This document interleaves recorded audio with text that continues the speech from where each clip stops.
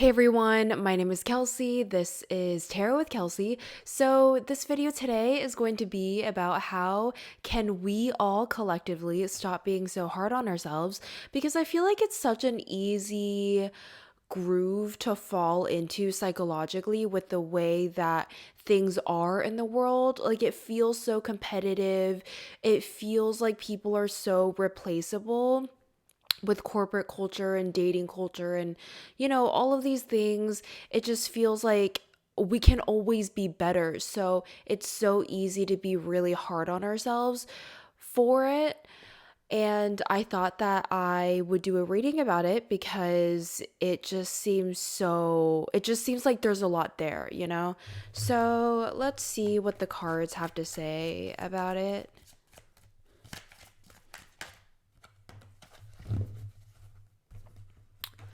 So we have the Empress card with the Four of Swords at the bottom of the deck. This talks to me about your ideal. It's like when you tap into your intuition and you see in your mind's eye who you want to be. It's receptive. It's your ideal. It's who you most want to be. It's that light that you want to embody, and the Four of Swords is that love hate relationship that you have with it. On one hand, it feels really depressing, like you just want to stay in bed for, yeah, the rest of your life until you become this person, and then you can get out of bed and conquer the world. But it feels like you want to stay in bed. It just feels like it drains all of the energy out of you. It feels really heavy, but it also feels like you are gaining insight as well from a place of rest. So those two cards came out, and they are also green. With this deck, the green borders talk about being with the heart chakra. So that also talks about protection, the way I see it, because your heart is really protective. And so I also see it as a lot of intrusive thoughts coming in as well, on top of you being hard on yourself. Um, you know, hmm. You know how sometimes you're in a bad mood and all you see is other stuff that makes you more so in a bad mood? It's like what you have embodied within you magnetizes more of that. So you're already not feeling good because you feel like you're not your best self. And then all of these intrusive thoughts come in because they're magnetized to what you're feeling at the moment. So it's even worse. The bottom of the deck, we have the Knight of Cups. So this is the emotional, highs and lows, the emotional craziness that we all face, but we don't want to face, because it's so inconvenient, but it's also so, like, no one really likes being on a roller coaster emotionally, when it's about you.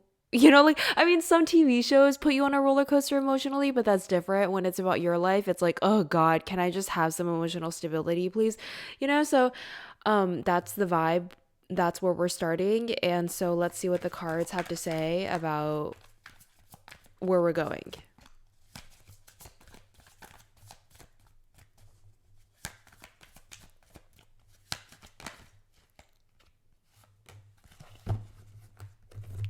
So we have the Ace of Coins with the Hermit card at the bottom of the deck.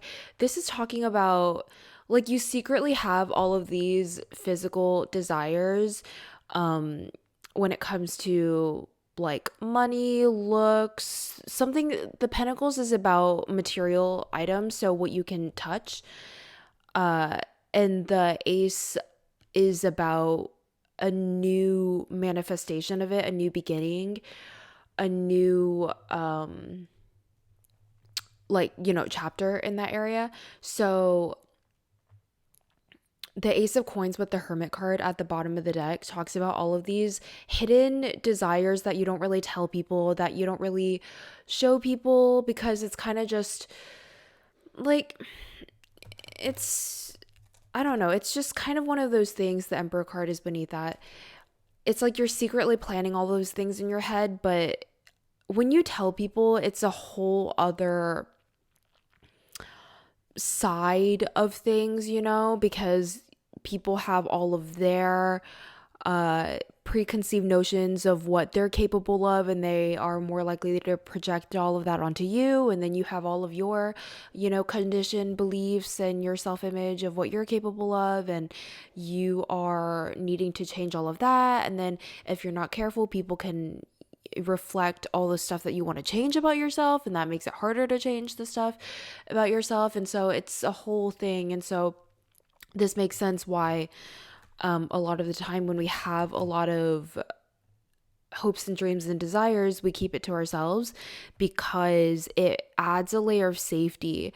If you're working towards something and you're working in silence, it adds a lot of protection to it because you're not having to fight against other people's views of how the world should be, because you only have to deal with your own.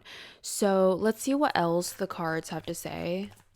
I mean, it makes sense because if you're completely content with where you are, why would you be hard on yourself, So it makes sense that all of this stuff about who you want to be, your hopes and dreams and desires and all of this stuff, it makes sense why all of this is coming out because it's, you're comparing yourself to that and thus being hard on yourself about it. So the Seven of Wands came out with the Eight of Cups at the bottom of the deck. Okay, so you know how sometimes when you figure out what you want and then you take stock of everything in your life holding you back, or all the behaviors and patterns and everything that you do within yourself that are holding you back, you take stock of it all and you realize, well, I mean, if I tried my hardest, then I could get out of the situation, but I would have to leave a lot behind. And that's really miserable and it's really hard and it's just like a lot of work,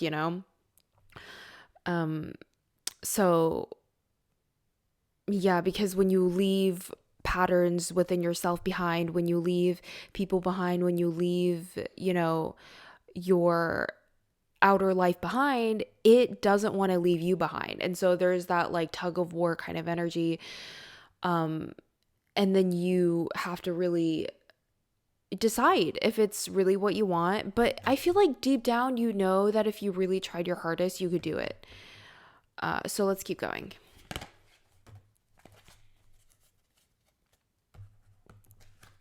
The Hanged Woman with the Princess of Cups. So I just said that deep down, if you really tried your hardest, you can do it. And that's countered with this. Okay,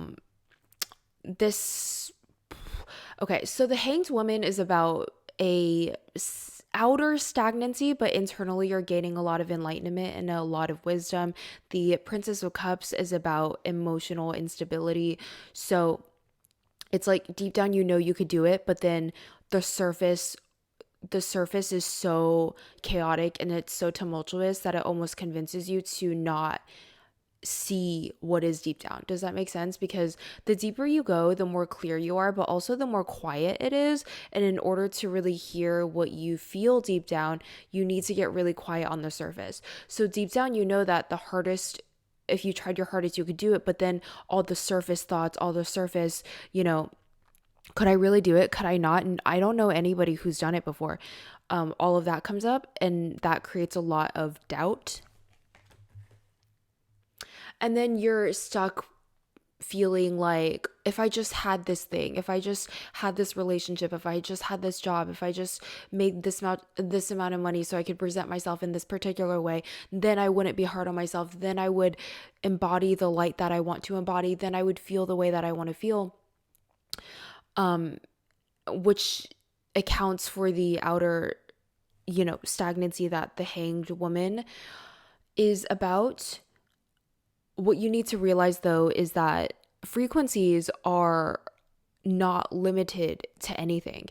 Like you can embody whatever you want to embody. And so in order to like I'm thinking about how there's so many treatments, like spa treatments, uh that come with that are available to women, for example, to make yourself look prettier, and I could be like, I need to make so much money in order to do all these spa treatments in order to make myself look beautiful, because if I look beautiful, then I would feel so good about myself and then I wouldn't have to be hard on myself, right? So whatever that equates to for you. Um and then But the thing is, though, the feeling of being like the end result, right? Of how the beauty would make me feel. That feeling is available to me now, regardless of if I make the money to do the spa treatments. That feeling is available to me now. So how can I have access to it is basically the journey here. And so whatever that is for you, like the job that you want, the relationship that you want, the career success that you want, the personality that you want, like where you look at a role model and you watch how they move in the world and you're like, I want to be exactly like that. That feeling, that frequency is available to you right now. So let's, I'm going to pull all these cards back and we're going to target the feeling because that's what's important, right? Because here's the thing, if you're hard on yourself, you can, being hard on yourself takes a lot of energy. And you can use that energy to be hard on yourself, or you can use that energy to be moving towards a goal. And because energy cannot be created or destroyed. So it's free energy. So just use it to your benefit. And the way that you use it to your benefit is to target whatever frequency it is that you're looking for, whatever feeling it is that you're looking for at the end of this road. Target that now. So that's what we're doing right now. So what comes up is the Eight of Swords with the Six of Wands at the bottom of the deck. So you have the feeling and then you're immediately brought down by all of these other emotions because what comes to mind is that emotions are habitual, although I would like to cite a source, but I cannot for the life of me remember the source. I heard it and I was like, yep, that's right for me. So I remembered it. But emotions are habits. So if you want to embody whatever frequency, whatever feeling you're looking for, all the emotions that you're used to feeling are going to come up tenfold. You know how when you want to quit a habit, all you can think about is doing the thing because you can't do the thing? That's kind of what it's like emotionally, frequency wise. When you want to embody the new emotion, all of these old emotions come up and being like, don't leave me. What are you doing? Don't leave me. Toxic relationship with your own emotions. Anyway, I mean, I feel like it's a human thing. Anyway, what's tragic is that right now culturally we're not really taught how to deal with it. So, yeah, and there's not really like communities around it because we're not really taught how to deal with it. But anyway, that's a different thing. Anyway, okay, so the Sun card came out with the Judgment card at the bottom of the deck. So this is what we want. This is what we're going for. And this is, you know, that light at the end of the tunnel that we are moving toward. You have the ability, even in your darkest hour, to look for the light because there's light available to you no matter where you are. The problem is that sometimes it's true light and sometimes it's false light. So sometimes things can look like light, but they're actually not, they're artificial. And then sometimes things cannot look like light, but they are because light shines.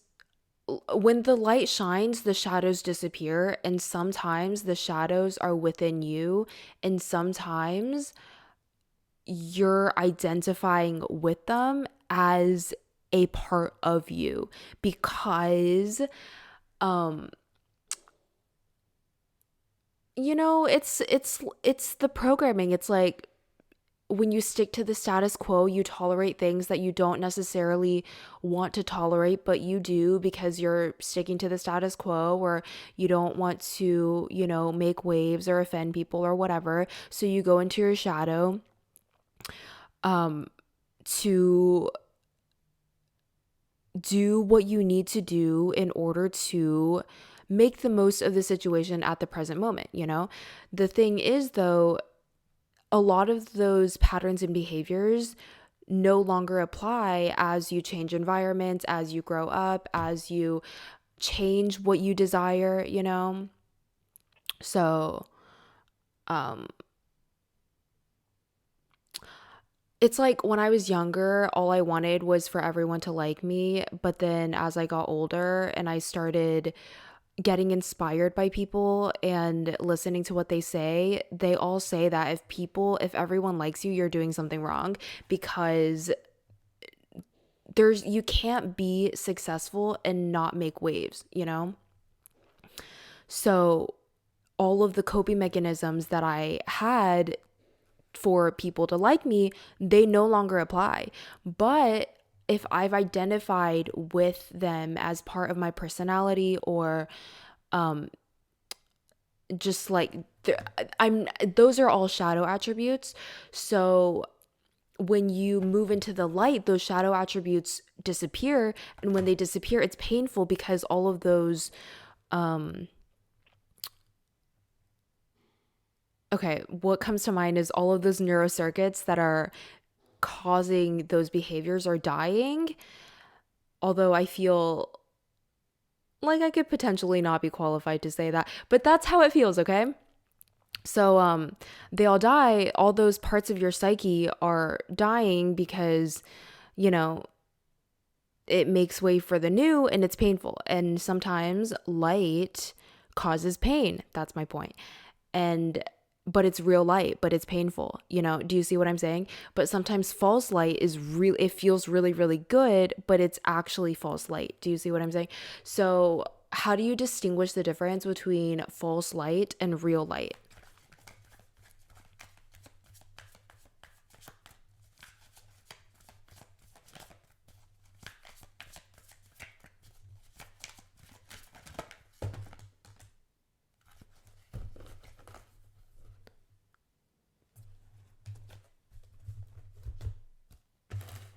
Okay, so we have this Ten of Swords, and this Ten of Swords is like it came out like this, right? So this card is upright, and all of these cards are face down, which tells me that this card is what we're experiencing in our consciousness, and all of these cards are hidden. So all of these other energies are hidden in our consciousness. So the Ten of Swords, the Nine of Swords, the Eight of Cups, the Five of Cups, the Knight of Swords, the Knight of Coins, and the Judgment card. The Judgment card knows exactly what is false light and what is real light, but all of this other stuff is in the way. I know, it's annoying. But here we are. Okay. So sometimes you just have to do things that you don't like in order to get what you want, you know? And the emotional processing of dealing with all the other stuff in order to get to the clarity that is part of this, unfortunately. But here we are. Okay. And, that makes the reward better, right? So, yeah, because if you were to just get what you want all the time, you'd be like, boring. So the discovering of it, the remembering of it, the understanding of it, it's what makes it really interesting, and it's what makes it really fun, and it's what makes the the the clarity so good, you know? And it's also why there's so many people walking around, and you've probably heard before that no one knows what they're doing. They're just pretending, because we don't really value this kind of clarity in our culture. So all of the processing just feels a little bit like you're doing so much work to get something that isn't valued by society. So it's a bit countercultural, which is why we have a culture that is composed of so many people fronting, and not that much clarity to be gained. Okay. So, yeah, the Ten of Swords is about just feeling like you're down and out. The Nine of Swords is feeling like you're down and out, but resisting it. So, like, you get the gist. All the conflicting thoughts, all the where it feels like really awful, is because you're resisting it. And then the Eight of Cups is about leaving, it's either I should have left then, or leaving the wrong thing, or just like an emotional leaving. The Five of Cups is about those moments in your past that you haven't yet processed, like the inner child stuff, the random embarrassing moments, the random moments when you didn't know what to do, when you made the wrong choice, etc., etc. The Knight of Swords is about the state of consciousness that you were in those moments. The Knight of Cups as well, it's about the younger version of yourself, how you were thinking and how you were coming across in the external, how your external resources were. And then the Judgment is the clarity of, okay, this is the actual light, this is the false light. So light is relative to what you are experiencing in the moment. Okay, I'm just going to say, because I see it in my head, but I don't know if it'll make sense. So I'm just going to say it and then hopefully it will make sense. It's like when you're not in a state of clarity within yourself, what's reflected back to you is as a result of how you feel. Like, how if you internally feel,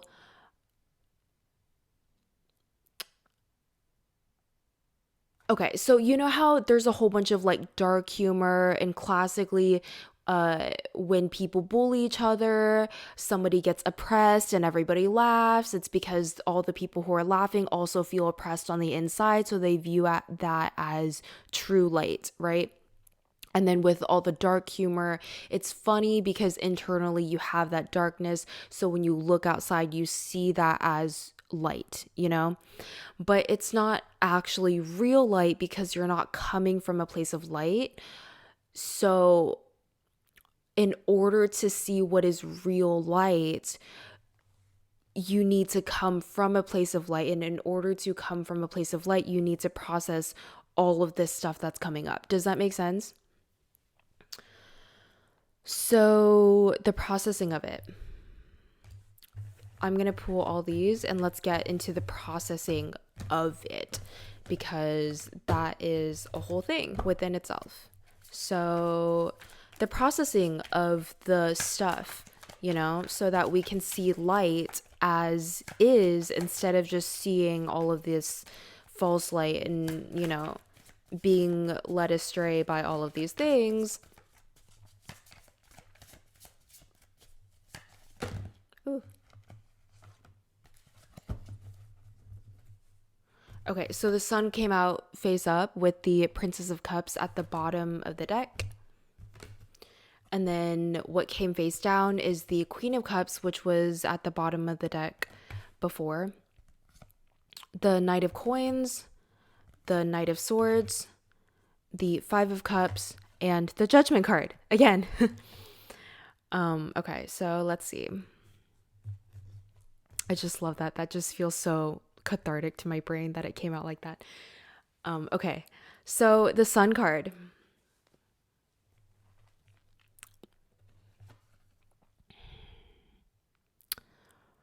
If you ask yourself for true light and you keep asking yourself over and over again, you will get an answer. The key to this is, what's that word?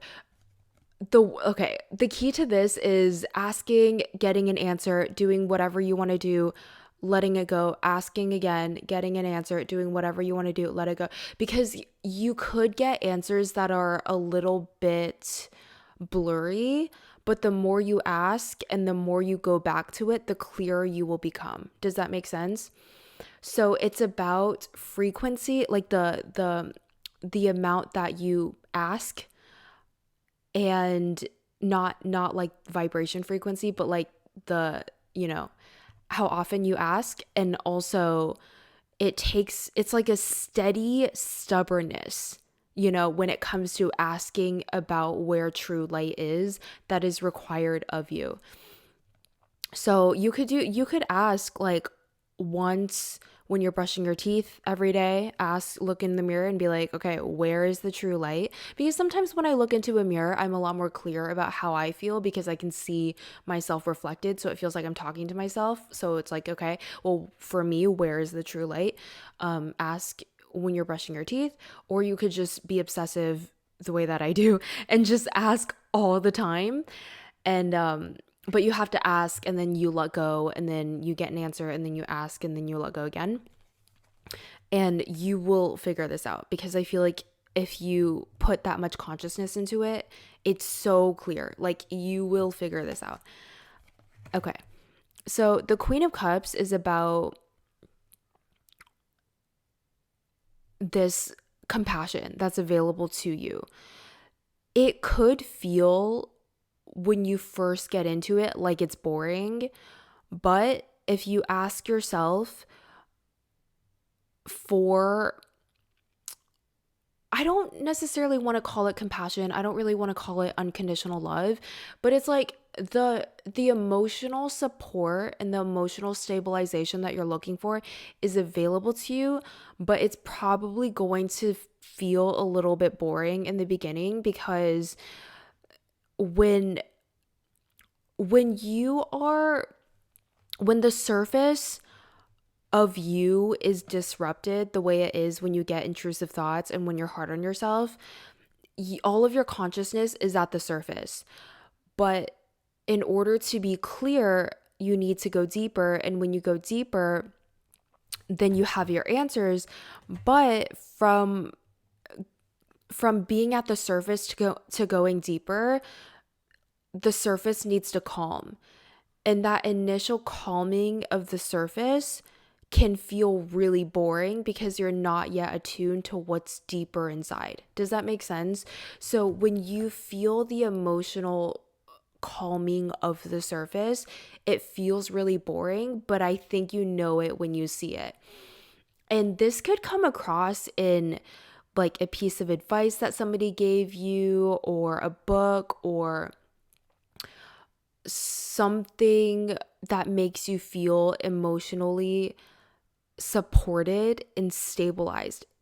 I feel like if you really look for it, like the healthiest version of what you're looking for, you know what it is, but it feels so annoying to go toward it because it's so boring in the beginning and it just feels like, oh God, this is what growing up is. I just feel so bored all the time, you know?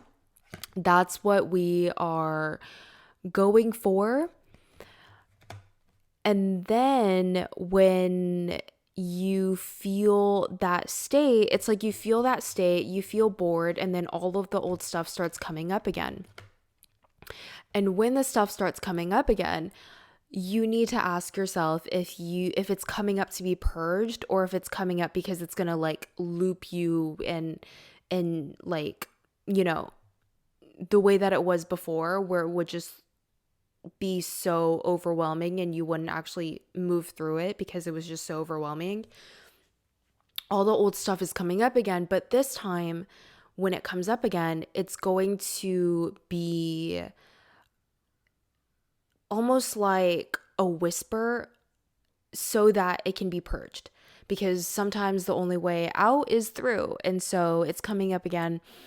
And as long as it's coming out from a place of like purging out of you, that's fine.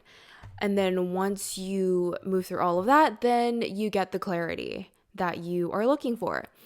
And the thing is, this is very circular. So that's why the Princess of Cups is at the bottom of the deck, because it's very circular. So you'll go through all of this, you'll get the clarity, and then you move on with your life and then come back to this, be like, okay, where is the true light? And you could get a different kind of emotional support than you did before, and then all the stuff comes out again, you get clarity again. It could be different or the same to the clarity you got before. And then every time you come back to it, you get more and more and more and more and more and more and more and more clear. And every time you come back to it, you feel more and more and more victorious on the inside. The Six of Wands is beneath the Princess of Cups. but it takes a lot of discipline, and it takes a lot of um like stubborn compassion, I guess. I don't know, with yourself, like stubborn self-love. And but I feel like, deep down, that if you really want it, and if you really want to put your mind to it, you could do it. And the reason why you're doing it is because once you get to that clarity of that true light, what you're looking for, remember at the beginning we had the Empress come out, your ideal, what you're looking for is that frequency. And the way that you find it is this way.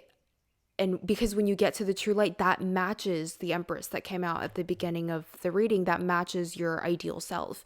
And then when you are your ideal self, then why are you hard on yourself? You don't really have a reason to be, because you embody that all on your own. Do you see what I'm saying?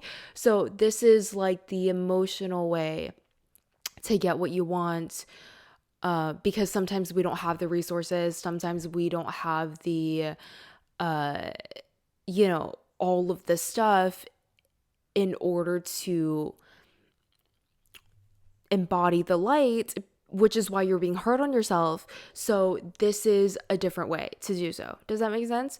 So that's all that I have for this reading. I hope that you enjoyed it. I hope that that was helpful, and I will see you in my next reading. Bye.